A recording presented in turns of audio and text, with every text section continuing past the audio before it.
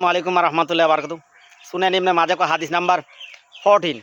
हज़रत आयशा रज़ियल्लाहु अन्हा फरमाए, हुज़ूर सल्लल्लाहु अलैहि वसल्लम ने फरमाए, जो कुछ मेरे दीन पर कोई आदमी नया उद्भावन कर लिया है वो मेरे हदीस पर नहीं है, वो बातिल है। हदीस सुनैन इब्न माजा हदीस नंबर 14।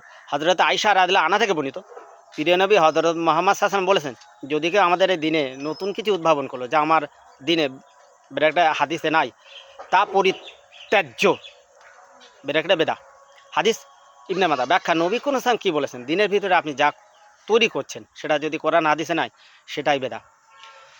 দেখুন, এক মাঝহাবি মাওলানা তিনি বলছিলেন, হুজুর সাহেব যে কলকাতায় ছিলেন, কলকাতা থেকে সারাদিন বাড়ি এসে মনে পড়লেন যে কোন ওয়াক্তের নামাজটা পড়বো, সেটা হাদিসে নাই, নাউযুবিল্লাহি মিন জালিক। তিনি আবার বলছেন যে নামাজ 2 রাকাতে জায়গায় 3 রাকাতে তাশাহুদ পড়ে ফেলেছেন, সেটা হাদিসে নাই, নাউযুবিল্লাহি মিন জালিক। প্রথমটাও হাদিস আছে, এটাও হাদিস আছে, 10 লক্ষ হাদিস আছে, হাদিসে সবই আছে, কোরআন আর হাদিসের ভিতরে সবই আছে। মৌলানা হুজুর কোনো বেদাতের বা কোনো মাযহাবির কিতাবের আশ্রয়ী হওয়া লাগবে না। আমাদের মাযহাব ইসলাম, আর মাযহাবের ইমাম হযরত মুহাম্মদ সাল্লাল্লাহু আলাইহি ওয়াসাল্লাম, আর আমাদের মাযহাবের কিতাব হচ্ছে কোরআন আর হাদিস, এর ভিতরে সবই আছে। অবশ্যই কোনো বেদাতি বা বেদাতের কিতাব কোনো মাযহাবির কিতাবে আশ্রয়ী হওয়া লাগবে না। কোরআন হাদিস হচ্ছে আমাদের এই যে মাযহাবের কিতাব, এর ভিতরে সবই আছে।